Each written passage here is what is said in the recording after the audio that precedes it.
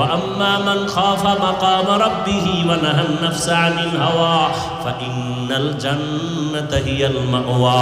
আল্লাহর আদালতে দাঁড়াইয়া হিসাব দেওয়ার ভয় যারা গুনাহ থেকে নিজেকে বাঁচায় রাখবে, আল্লাহ তাকিদ দিয়ে বলেন ফাইন্নাল জান্নাতা হিয়াল মাওয়া, অবশ্যই তারা আল্লাহর পক্ষ থেকে জান্নাত পাবে, শান্তির ঠিকানা।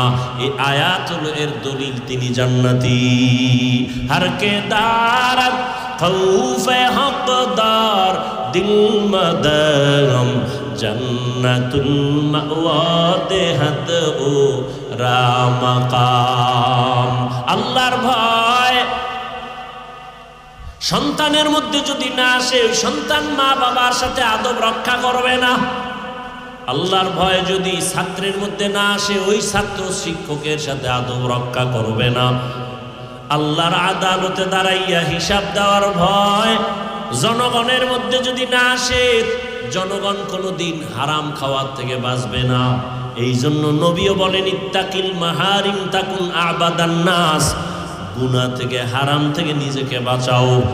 হারাম থেকে নিজেকে বাঁচাবার জ্বলন্ত একটা দৃষ্টান্ত গেল রমজানের রোজা। পেটেও প্রচন্ড ক্ষুধা, সামনেও খানা, প্রচন্ড ক্ষুধা, খানাও রেডি। একটা রোজাদার খানা খায় না কেন? বলে আল্লাহর ভয়। খানাটা যদিও হালাল, আল্লাহর আইনে এখন খাওয়াটা হারাম। আল্লাহ পাক বলেন এই সবকটা বাকি 11 মাস পালন কর। ক্ষুধা আছে, খানাও আছে, খাও না কেন? আল্লাহর বিধানে হারাম। 11 মাস ক্ষুধাও থাকবে, খানাও থাকবে। খাওয়ার আগে হিসাব মিলাইয়া দেখবা আল্লাহর বিধানে পানিটা হালাল না হারাম। হালাল হলে পান করো, হারাম হলে অ্যাবাউট করো। এই 11 মাসে এই বিধান যদি চালু রাখতে পারো, তুমি মুত্তাকি হইয়া জান্নাতের চেহারাটা দেইখা জান্নাতে যাইতে পারবা। ও আমার কলিজার যুবক বাবারা, আল্লাহর ভয় অন্তরে জমা করার জন্য একটাই পথ, আল্লাহর ওলি যারা তাদের নেক নজর নাও। তাদের নেক নজর নিয়া নিজের আমলকে সুন্দর করো, নামাজ ধরো, মা বাবার খেদমত করো। আল্লাহ ওলিদের নেক নজর না লাগানো পর্যন্ত অন্তর দোলাই হবে না, তাকওয়া অন্তরে জমা হবে না। আর তাকওয়া অন্তরে যত আসবে না, ততক্ষণ বান্দা গুনাহমুক্ত হওয়া সম্ভব না। উলামায়ে কেরামের দোয়া নিয়া, শিক্ষকের দোয়া নিয়া, আল্লাহর মোহাব্বত নিয়া, নবীর আদর্শ মেনে চলবা।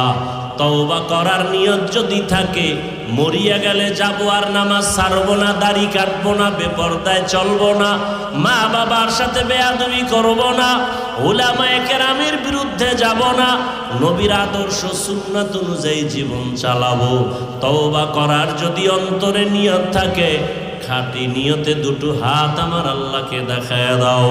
আয় আল্লাহ আমাদের কবুল করে নেন, তওবাওয়ালা জিন্দেগি দান করেন, সুন্নাতওয়ালা ইজ্জতের জীবন দান করেন, মা বোনদের আবেদা পর্দাওয়ালা বানায় দেন, সন্তানগুলো নেক আমলওয়ালা বানায় দেন। আয় আল্লাহ মরণ পর্যন্ত তওবার উপরে মজবুত হইয়া নবীর আদর্শ মতে চলার তৌফিক দান করেন।